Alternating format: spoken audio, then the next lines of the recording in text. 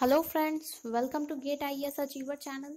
This is your digital electronics lecture number 22 in which we are going to study ADC and DAC part 2 having only content of ADC part. So without wasting time, let's begin our second lecture. तो first lecture में हमने ये पढ़ा था basics, जिसमें हमने types of ADC और DAC के नाम देखे थे, कैरेक्टरिस्टिक्स देखे थे जिसमें resolution, analog output voltage, VFS, IFS and percentage resolution and error and accuracy था। एंड ये उन पैरामीटर्स के कुछ फॉर्मूलाज देखे थे हमने डायरेक्ट बेसिस पे कि अगर न्यूमेरिकल्स आते हैं तो सॉल्व कर दो। अगर आपने फर्स्ट लेक्चर नहीं देखा है एडीसी का तो आप गेट आईएएस अचीवर के प्लेलिस्ट में जाकर वीडियो को चेक कर सकते हैं और देख लें।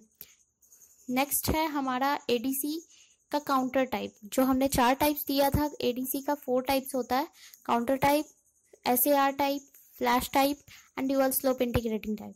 तो ये फर्स्ट टाइप है हमारा काउंटर टाइप, जिसका सेकंड नेम रैम्प टाइप भी है। रैम्प टाइप क्यों है ये मैं बताऊंगी आपको। तो सबसे पहले ये आपका डायग्राम है काउंटर टाइप का, जिसमें आपको दिख रहा होगा कि ये आपका क्लॉक है, इधर आपका मैंने अप काउंटर लगाया है और ये आपका डिजिटल टू एनालॉग कन्वर्टर है और ये फीडबैक आपको दे रहा है, इधर कन्वर्टर में। ठीक है, तो अब हम लोग देखते हैं इसका फंक्शन किस तरह है। सबसे पहली बात एक और चीज़ है, 2 पॉइंट होंगे आपके, वो मैं आपको मेंशन करते चलूंगी साथ साथ, जिस तरह फंक्शन बताऊंगी संग में मैं आपको बताऊंगी। बस एक स्मॉल सा पॉइंट है जिस पे टोटली फंक्शन डिपेंड कर रहा है। अगर VA जो कि इनपुट वोल्टेज मैंने यहाँ मेंशन किया है, ये ग्रेटर देन हुआ V फीडबैक से, तो लॉजिक 1 होगा। और सेकंड केस है, अगर VA आपका लेस देन हुआ V फीडबैक से, तो ये लॉजिक 0 होगा। ठीक है, थीम यही है, कॉन्सेप्ट यही है।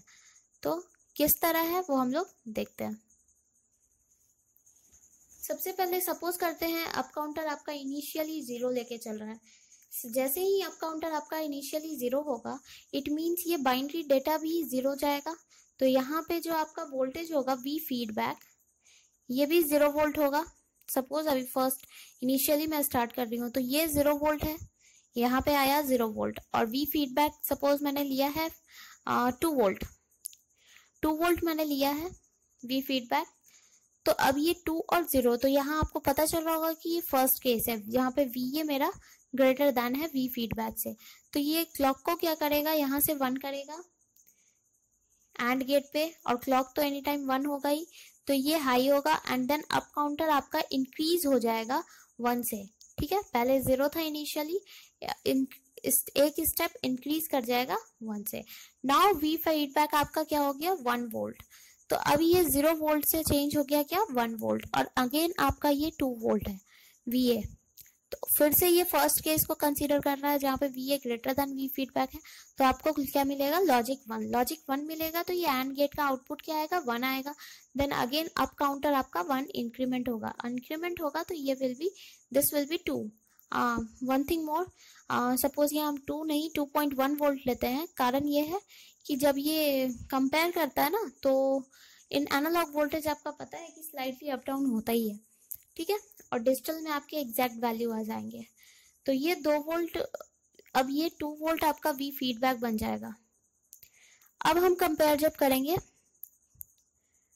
तो ये 2 वोल्ट अगेन लेस देन है VA से, तो ये फिर से ये लॉजिक 1 होगा और अप काउंटर आपका इंक्रीमेंट हो जाएगा 1 से, तो ये बन जाएगा 3। तो V फीडबैक अब आपका 3 वोल्ट हो गया। तो ये जब 3 वोल्ट हो जाएगा, तो अब ये देखेगा कि सेकंड केस आ गया जिसमें V फीडबैक VA से आपका less than, V feedback greater than VA है।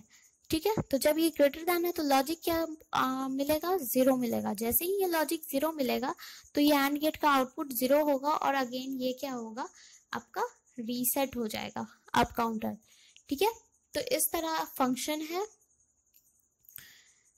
यही फंक्शन है। और यहाँ पे एरर क्या आ जाएगा, उसके बाद आपका एरर निकलेगा ये 3 जो V फीडबैक आया और प्लस आपका एनालॉग वोल्टेज 2.1, 0.9 वोल्ट का ये एरर होगा। ठीक है, तो ये था आपका काउंटर टाइप। और रैम टाइप इसको इसलिए बोलते हैं क्योंकि यहाँ पे जो आपका VDC आ रहा है, VDC का बात करेंगे तो ये धीरे धीरे इंक्रीमेंट कर रहा है। अगर इसका ग्राफ बनाओगे आप लोग तो आएगा क्या, पहले 0 था, देन 1 हुआ, देन नेक्स्ट स्टेप में 2 हो गया, फिर नेक्स्ट स्टेप में 3 हो गया। इट मीन्स ये जो हमें बहुत ज़्यादा वेरिएशन दिख रहा है, ये असल में बहुत छोटा वेरिएशन होता है, बहुत छोटा, जो कि एक तरह से रैम्प आपको क्रिएट कर देगा। ठीक है, तो इसलिए इसका नाम पड़ा है ramp type ADC। Second point एक और बेसिक सा है इसमें, काउंटर टाइप में जो काउंटर टाइप कन्वर्जन में जो कन्वर्जन टाइम है, T कन्वर्जन, वो लीनियरली वैरी करता है इनपुट एनालॉग वोल्टेज के। ठीक है, इसका डिसएडवांटेज क्या है, इसका डिसएडवांटेज है कि ये स्लो था हायर बिट्स के लिए, लोअर बिट्स के लिए तो बहुत अच्छा था ये, बट हायर बिट्स के लिए ये स्लो था। इसलिए मेरा नेक्स्ट आया सक्सेसिव अप्रोक्सीमेशन टाइप ADC। तो होप सो कि आपको काउंटर टाइप बिल्कुल क्लियर हो गया होगा फंक्शन। अब हम लोग आते हैं सक्सेसिव अप्रोक्सीमेशन टाइप ADC। इसमें सब कुछ सेम है, अगेन यहाँ पे V फीडबैक ही है। चेंज कहाँ किया है मैंने, कंट्रोल सर्किट। तो वहाँ पे एंड गेट था जो डायरेक्टली 1 दे रहा था और 0 दे रहा था उस केस के अकॉर्डिंग, बट यहाँ कंट्रोल सर्किट क्या कर रहा है, कंट्रोल सर्किट ही आपका फंक्शन मतलब 0 या 1 करने का काम करेगा। मतलब कि कंट्रोल सर्किट का काम है कि या तो इसे रीसेट करना है first work and second work, या तो ये रिटेन करेगा वैल्यू को। ठीक है, बस यही काम है इसका। तो इसके भी फंक्शन पे हम लोग आते हैं। सपोज मैं एक एग्जांपल ले लेती हूँ, वोल्टेज मेरा 5.2 वोल्ट है, VA 5.2 वोल्ट, और इसके भी एक कंडीशन है, जैसे फर्स्ट के मैंने काउंटर टाइप में बताया था, बस सिमिलरली इसके भी कंडीशन है। अगर VA मेरा V फीडबैक से ग्रेटर देन होगा तो जो आपका कंट्रोल सर्किट है वो रिटेन करेगा रजिस्टर वैल्यू को।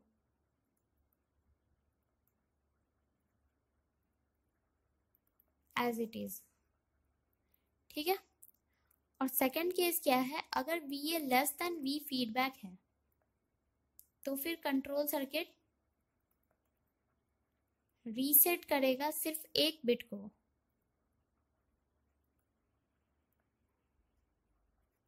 ठीक है, ये इसका कंडीशन है। अब हम लोग सपोज करते हैं, सपोज 4 बिट का मैं लेती हूँ, 4 बिट का लेती हूँ, इट मीन्स यहाँ 0 से 16 बिट तक का डेटा। ठीक है, तो इसका हाफ हम लोग पहले देखते हैं। एक कलर चेंज कर लूँ मैं। सबसे पहले 0 to 8 के रेंज में हम लोग देखेंगे। ठीक है, 0 to 8 के रेंज में तो सार वैल्यू से मेरा डेसिमल वैल्यू पहले क्या आएगा, यहाँ पे 8 वैल्यू पे आएगा।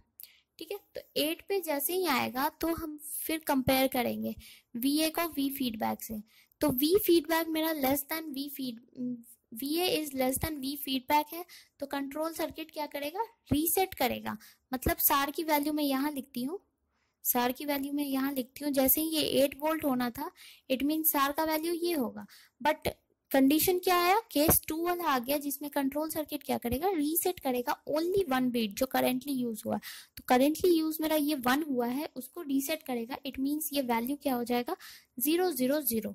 मीन्स कि इस पार्ट में तो मेरा VA नहीं है, तो ये 0 to 8 में लाई कर रहा है। तो अब ये कहाँ देखेगा, सेंटर कहाँ, मिड 4 को। ठीक है, तो अब मेरा वैल्यू क्या हो जाएगा, 4। तो सार का वैल्यू भी 4 हो जाएगा। तो अब हम 4 वोल्ट पे चेक करते हैं इसको। जैसे ही ये 4 वोल्ट होगा तो फिर क्या चेक करेगा, VA मेरा V फीडबैक से बड़ा है। तो उस कंडीशन में क्या कहता है कि कंट्रोल सर्किट रजिस्टर वैल्यू को रिटेन करेगा, मतलब एज इट इज रहने देगा। तो ये एज इट इज इसे छोड़ेगा। ठीक है, 0 to 4 वोल्ट ये रहने देगा। तो इस कंडीशन में तो ये खत्म हो गया। अब 4 to 8 में इसका मिडिल पॉइंट क्या होगा, 6 होगा। तो अब ये 4 to 6 में 6 को देखेगा, मतलब सार का वैल्यू क्या हो जाएगा, 6 हो जाएगा। वैल्यू तो रिटेन हो गया, तो ये वैसे के वैसे ही रहेगा। तो 6 कहने के लिए ये 6 हो गया। अब यहाँ पे आ गया आपका वी फीडबैक पे 6 वोल्ट, ठीक है, 6 वोल्ट आ गया। अब फिर ये अगेन कंपेयर करेगा, तो इसे पता चलेगा कि वी मेरा लेस देन है वी फीडबैक से। अगेन तो कंट्रोल सर्किट मेरा क्या करेगा, रीसेट करेगा उस करंट बिट को। तो करंट बिट कौन सा था, ये वाला 1, तो ये रीसेट कर देगा। इट मीन्स ये अगेन 4 हो जाएगा, 0 1 0 0, ठीक है। 6 वोल्ट को रिटेन कर दिया। अब ये इधर से भी कैलकुलेट कर लेगा कि इसमें मेरा काम नहीं होने वाला, तो इसका मिडिल जो होगा वो 5 होगा। तो अब ये 5 हो जाएगा। 5 बनाने के लिए पहले सार वैल्यू 5 हो जाएगा, तो 0 1 0 1। करंट बिट आपका ये वाला है, तो ये अब 5 वोल्ट बन गया। अब अगेन ये फिर से कंपेयर करेगा, तो ये पता चलेगा इसको कि ये फर्स्ट केस है। फर्स्ट केस है मीन्स रिटेन करेगा वैल्यू को। तो वैल्यू अब इसने रिटेन किया और यहाँ से पता चला कि 5 to 6 के बीच में वैल्यू है, ठीक है। तो इस तरह ये सार का वैल्यू चेंज होता है, किस तरह कन्वर्ट होता है। तो ये एक सिंपल से एक टर्म में पूछ चुका है आपका सार का वैल्यू। सार के ये रैंडम वैल्यूज जो आने वाले हैं, तो जिस तरह इसमें आया first of all 8, then 0, then 4, then 6, then again 4 and then 5। तो ये वैल्यू किस तरह सॉल्व होता है ये आपको ध्यान देना है। यहाँ पे कुछ टर्म्स मैंने और यूज किए हैं, एसओसी एंड ईओसी। एसओसी आपका स्टार्ट ऑफ कन्वर्जन है और ईओसी आपका एंड ऑफ कन्वर्जन है। ये सार को प्रोसेस करने के लिए है, ठीक है। तो ये फंक्शन मैंने आपको टोटली बता दिया। होप सो कि ये भी कंफर्म हो गया होगा। फंक्शन में आपको कुछ ध्यान से नहीं जानना, आपको बस सर्किट ध्यान रखना है दोनों का। और कुछ पॉइंट्स हैं जो मैंने बताए, जैसे कि इसमें पॉइंट्स मैंने इसका डिसएडवांटेज बताया है। सर्किट आपको ध्यान रखना है, इसका दूसरा नाम ये ध्यान रखना है। टी कन्वर्जन डायरेक्टली प्रोपोर्शनल होता है वीए के, ये ध्यान रखना है। और सार टाइप की बात करें तो इसमें आपका ये कन्वर्जन टाइम जो होता है ये मेन पॉइंट है। टी कन्वर्जन ये इंडिपेंडेंट होता है इनपुट वोल्टेज के, कोई फर्क नहीं पड़ता इसके। ये इंपॉर्टेंट पॉइंट है इसका, ठीक है। सबका कन्वर्जन टाइम, जितने भी एडीसी हैं सबका कन्वर्जन टाइम हम लास्ट में कंक्लूजन में देखेंगे। तो ये आपका सार टाइप था। नेक्स्ट है फ्लैश टाइप, पैरेलल टाइप और कंपैरेटर टाइप। क्यों इतने नाम हैं, क्योंकि फर्स्ट ऑफ ऑल इस सर्किट को पहले अच्छे से आप लोग देखो। मैंने एक इनकोडर लगाया है फिलहाल, ये मैंने इनकोडर शो किया है यहाँ पे, 3 बिट का लिया है मैंने, इसलिए यहाँ पे 8x3 प्रायोरिटी इनकोडर लिया है। इसको मैंने पीपो से कनेक्ट किया, पैरेलल इनपुट पैरेलल आउटपुट, जिसका क्लॉक भी दे रखा है मैंने। और ये जो आगे मैंने लगाया है C1 to C7, ये कॉम्परेटर है और इनको मैंने पैरेलली कनेक्ट किया है, इसलिए इसका नाम दिया है मैंने parallel type. And second one is comparator type, comparator होने की वजह से कनेक्ट लिखे नाम आया है, ठीक है। ये सबसे फास्टेस्ट टाइप एडीसी है अमंग ऑल, कारण कि ये कॉम्परेटर है। इन कॉम्परेटर की वजह से ये फास्टेस्ट हो गया है, इसका स्पीड बिल्कुल फास्ट हो गया है और पैरेलली कनेक्टेड है, इसलिए ये सुपर फास्ट है सभी एडीसी में। इसमें क्या करना है आपको, कुछ नहीं, बस आपको सर्किट ध्यान रखना है।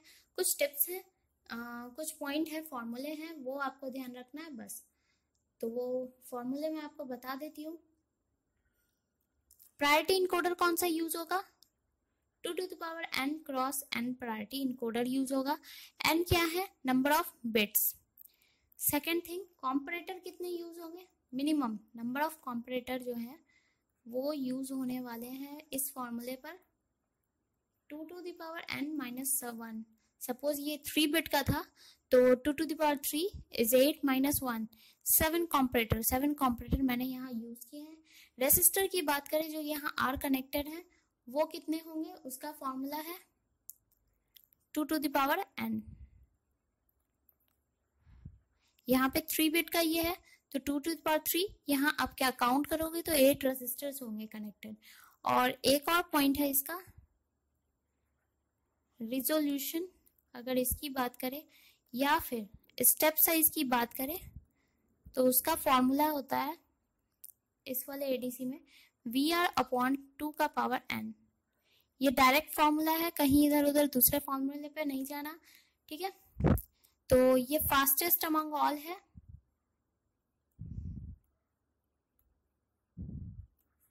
Fastest among all. तो इसका डिसएडवांटेज भी होगा कुछ ना कुछ। तो इसका डिसएडवांटेज क्या है, इतने ज्यादा कॉम्परेटर यूज करने के कारण इसका कॉस्ट इंक्रीज हो गया है। ठीक है, ये है इसका डिसएडवांटेज। और कुछ नहीं जानना आपको फ्लैश टाइप में, स्पेशली नाम ध्यान रखना है। नेक्स्ट आपका है dual slope integrating type ADC. ये क्या है, ये बहुत ही एक्यूरेट वैल्यू देता है आपको। अगर 0.1 है 0.2 है तो कोई एरर नहीं, बिल्कुल एक्यूरेट एग्जैक्ट वैल्यू देता है। दैट्स वाई ये डिजिटल वोल्टमीटर एंड मल्टीमीटर में यूज होता है। डिजिटल वोल्टमीटर आपने देखा होगा कि directly point to point analog output data देता है और बिल्कुल एक्यूरेट होता है ऑलमोस्ट। एरर इसमें बहुत ही ना के बराबर होता है। ठीक है, तो वहां पे मेरा dual slope integrator type ADC use रहता है।